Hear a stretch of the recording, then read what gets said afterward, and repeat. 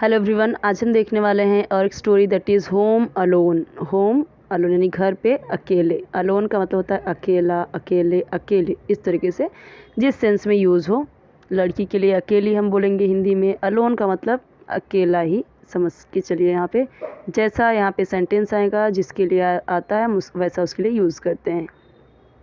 Okay, first thing मैं आपको बता दूं, वीडियो आपको मैक्सिमम रेजोल्यूशन पे देखना है ताकि वीडियो आपको क्लियर दिखे, कम से कम 480 पे, और इससे ज़्यादा में आप देखते हो तो 720 पे, और हाईएस्ट देखोगे तो 1080 पे एकदम क्लियर दिखेगा।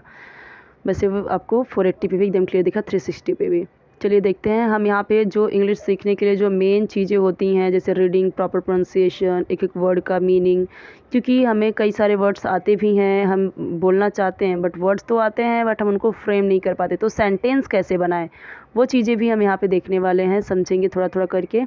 तो चलिए देखते हैं।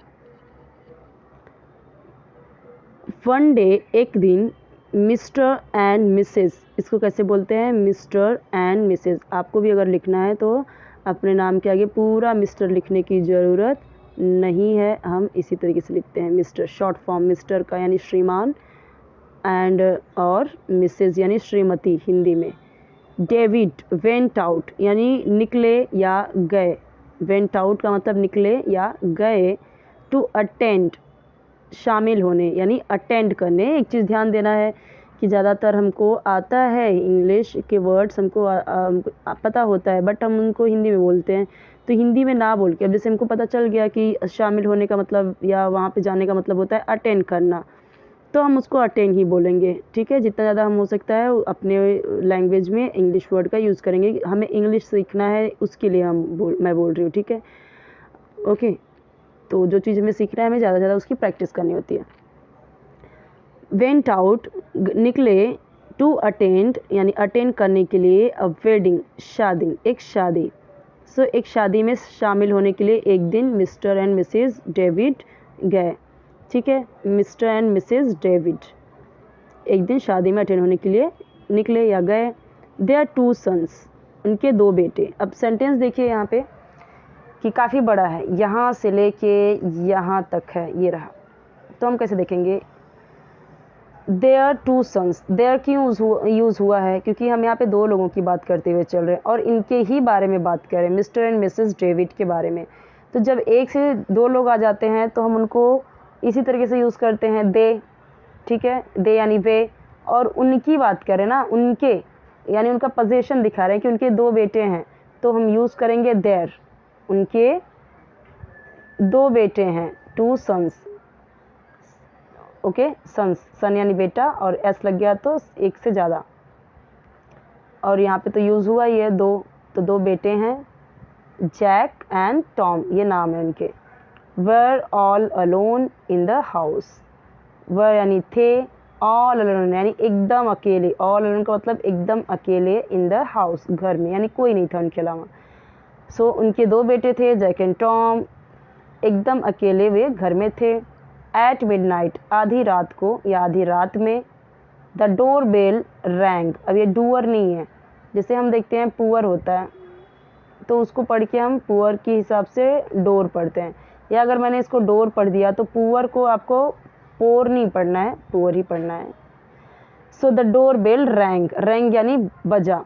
अब रैंग क्यों हुआ है? देखो, रिंग होता है ना, रिंग, रिंग रैंग रंग। सो रिंग होता है आपका बजना, यानी फर्स्ट फॉर्म होता है, सेकंड फॉर्म यही होता है रैंक, और थर्ड फॉर्म होता है रंग। सेकंड फॉर्म का यूज़ होता है पास्ट इनडेफिनिट टेंस में। डोरबेल रैंग यानी घंटी बजी, पास्ट में बोल रहे हैं घंटी बजी। टॉम रैन, ये भी सेकंड फॉर्म यूज़ हुआ है, रन रैन रन होता है ना, रन रैन रन। तो रन यानी दौड़ना, रैन यानी दौड़ कर, दौड़ते हुए, इस तरीके से। टॉम ने ran and opened the door thinking that his parents were back.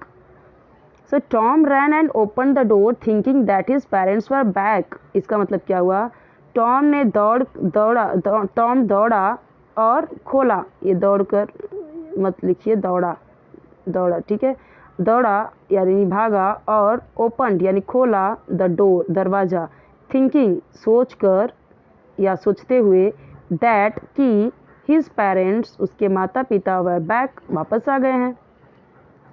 एक एक वर्ड का मीनिंग है यहाँ पे, बहुत समझते हुए चलिए कि दैट का मतलब यहाँ पे कि, अब यहाँ पे देखिए टॉम रैन, टॉम दौड़ा, एंड ओपनड, और खोला, ओपन द डोर, दरवाज़ा खोला, थिंकिंग, सोचते हुए या सोचकर, that his parents were back, उसके माता पिता वापस आ गए हैं।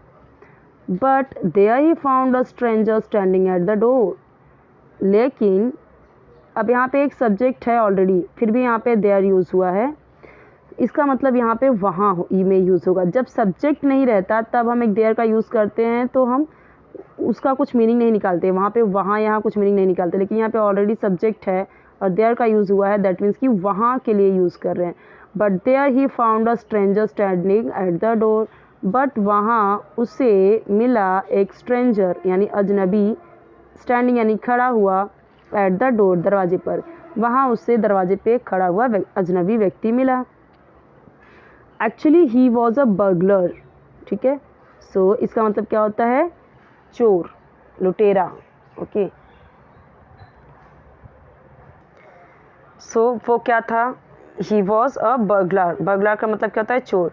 ही tied Tom and went to the room to look for valuables, he tied Tom, Tom को उसने बांध दिया जो दरवाज़ा खुलने गया था। ही टाइड, टाई का मतलब होता है, देखो ये टाई का मतलब होता है बांधना, डी लगा दिया तो यानी टाइड यानी बांध दिया या बांधा, क्योंकि पास्ट में जा रहा है ना। तो ये देखो सब्जेक्ट और सेकंड फॉर्म, अब ही की जगह पे कुछ भी यूज़ करो, ये सेम टू सेम वैसे ही बने। वैसे ही की जगह शी यूज़ किया, उसने बांध, लड़की के लिए अगर यूज़ किया है तो जो पर्सन था वो मेल था, आदमी था, इसलिए ही यूज़ हुआ। अगर वो कोई लड़की होती तो शी लिखते। अगर आई लिखना है, मैंने बांध दिया, आई टाइड, ठीक है, आई टाइड। और यहाँ पे दे भी लिख सकते हैं, दे टाइड, यानी कि जब सेकंड फॉर्म यूज़ होता है ना तो उसके पहले आप सब्जेक्ट कुछ भी यूज़ करके इसे बना सकते हो। He tied, they tied, I tied, we tied, okay, you tied, तुमने बांध दिया, इस तरीके से। ही टाइड टॉम, उसने टॉम को बांध दिया, एंड वेंट टू, और चला गया, द रूम, रूम में, टू लुक, रूम में देखने के लिए, फॉर वैल्यूबल्स, कीमती सामान देखने के लिए। But he was unaware of Jack the other brother, but he was unaware, unaware का मतलब अनजान, अननोन, ठीक है, अनअवेयर अननोन था, अनजान था, लेकिन वह था अनजान ऑफ जैक, जैक से वो अनजान था। दी अदर ब्रदर्स, जो दूसरा भाई था, दूसरे भाई जैक से वो अनजान था। When Jack saw the thief, जब जैक ने देखा थिफ को। अब यहाँ पे देखो जैक सॉ, सेम चीज़ें हैं, यहाँ पे हमने नाम यूज़ किया तभी भी हमने सेकंड फॉर्म यूज़ किया है, सेकंड सी का सेकंड फॉर्म सॉ हुआ, देखा, तो इसकी जगह पे कुछ भी यूज़ करो सेकंड फॉर्म में। यहाँ पे आप देखो तो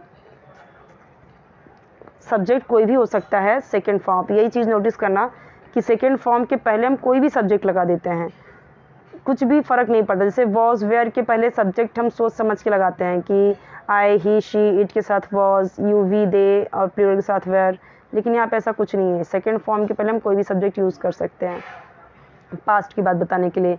जैक सॉ, जैक ने देखा चोर को। He quietly slipped out of the house and complain to the police. He quietly, वह चुपचाप, स्लिप्ड यानी निकल गया, स्लिप का मतलब क्या होता है, धीरे से फिसल जाना, लेकिन यहाँ पे वो फिसल थोड़ी जाएगा, पानी थोड़ी है, तो स्लिप्ड आउट यानी निकल गया, धीरे से निकल गया, यानी चुपचाप निकल गया ऑफ द हाउस, घर से, and complain to the police, और पुलिस में कंप्लेन कर दिया, शिकायत की। कंप्लेन का मतलब हम सबको पता है, तो हम शिकायत की क्यों बोले, हम कंप्लेन बोल सकते हैं ना, शिकायत की। द थिफ गॉट अरेस्टेड, चोर अरेस्ट हो गया, चोर गिरफ्तार हो गया, ओके। सो यहाँ पे देखिए पूरा, अब यहाँ पे देखो काफ़ी कुछ बहुत ही हमें इम्पॉर्टेंट चीज़ें समझने को मिली है। जैसे स्लिप्ड आउट यानी निकल गया, या ठीक है, he quietly slipped out, I quietly slipped out, she quietly slipped out, they quietly slipped out, okay. यहाँ पे कोई भी सब्जेक्ट यूज़ करके हम यहाँ पे बना सकते हैं।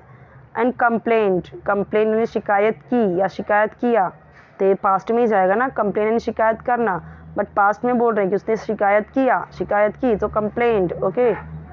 गॉट अरेस्टेड यानी गिरफ्तार हो गया, ओके। तो यहाँ पे देखिए कई सारे टफ वर्ड्स के मीनिंग हमको समझने को मिले, देख सकते हैं यहाँ पे जो भी है लिख लो इसे। अलोन का मतलब अकेला, अटेंड का मतलब वेंट आउट है निकल गए, ये अभी हमने देखा एक बार स्लिप्ड आउट हुआ तो उसका भी मतलब निकल गए, चुपचाप निकल गया। तो ये सारी चीज़ें हमने देखा। स्ट्रेंजर यानी अजनबी व्यक्ति, स्टैंडिंग यानी खड़ा होना या खड़ा था वहाँ पे। वैल्यूबल यानी कीमती सामान या कीमती चीज़ें। अनअवेयर यानी अननोन अनजान। ये सारी चीज़ें जो हैं ये याद कर लीजिए।